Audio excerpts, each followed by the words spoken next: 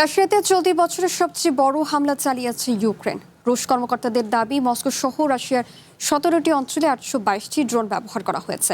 হামলায় দেশটির বিভিন্ন অঞ্চলে অন্তত 7 জন নিহত হয়েছে। এদিকে কিয়েভে পাল্টা ক্ষেপণাস্ত্র হামলা চালিয়েছে রাশিয়া। সংঘাত ছড়িয়ে পড়েছে রোমানিয়াতেও। ইউক্রেনের সীমান্ত পেরিয়ে বুখারেস্টের আকাশ সীমায় প্রবেশ করা একটি অজ্ঞাত ড্রোন ভূপাতিত করেছে নেটো। নগদ নিয়ে এলো হার না মানা হার অফার। সর্বনিম্ন 10,000 টাকা রেমিটেন্স নগদে পাঠালে থাকছে স্বর্ণের হার জেতার সুযোগ। রাশিয়ার ভিতরে চলতি বছরে আকাশপথে সবচেয়ে বড় হামলা চালিয়েছে ইউক্রেন। এক রাতেই 200টির বেশি ড্রোন ভূপাতিত করার দাবি করেছে রাশিয়ার সামরিক বাহিনী। দেশটির সরকারি বার্তা সংস্থা তাস জানিয়েছে, 2026 সালের সূচনা থেকেই এটি ইউক্রেনের সবচেয়ে বড় ড্রোন হামলা। রাশিয়ার ভিতরে জ্বালানি শোধনাগার, সামরিক গুদাম এবং শিল্প কারখানাকে নিশানা বানিয়ে আক্রমণের মাত্রা বহুগুণ বাড়িয়েছে কিয়েভ।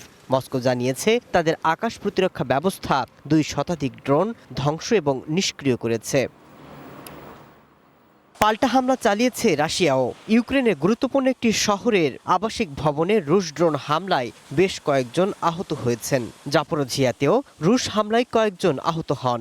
ওডেশা অঞ্চলের একটি জুতার কারখানায় গুদাম এবং ক্যান্টিনে হামলার পর আগুন ধরে যায়। জেলেনস্কি জানান, গত এক সপ্তাহে রাশিয়া 1550টির বেশি ড্রোন এবং 1560টির বেশি বোমা এবং 62টি ক্ষেপণাস্ত্র ছুড়েছে। এদিকে ইউক্রেনের সীমান্ত পেরিয়ে রোমানিয়ার আকাশসীমায় প্রবেশ করা একটি অজ্ঞাত ড্রোন ভূপাতিত করেছে নেটো। রোমানিয়ার প্রতিরক্ষা মন্ত্রণালয় জানিয়েছে, তাদের এরিয়ায় পুলিশিং মিশনে থাকা স্পেনের একটি F-18 যুদ্ধবিমান ড্রোনকে শনাক্ত করে ধ্বংস করে। ইউক্রেনে আমেরিকার অস্ত্র এবং গোলাবারুদ পাঠানোর পরিকল্পনা নিয়ে নতুন করে প্রশ্ন তুলেছে মস্কো। তুর্কিতে থাকা আমেরিকার অস্ত্রের একটি বড় মজুদ কিয়েভে পাঠানোর সম্ভাব্য পরিকল্পনা সম্পর্কে ওয়াশিংটন এবং আঙ্কারার কাছে ব্যাখ্যা চেয়েছে রাশিয়া। মস্কোর দাবি, এমন কোনো অস্ত্র হস্তান্তর হলে দুই দেশের সাথে রাশিয়ার সম্পর্ক গুরুতর ক্ষতি হতে পারে। Masud Rana, one international desk.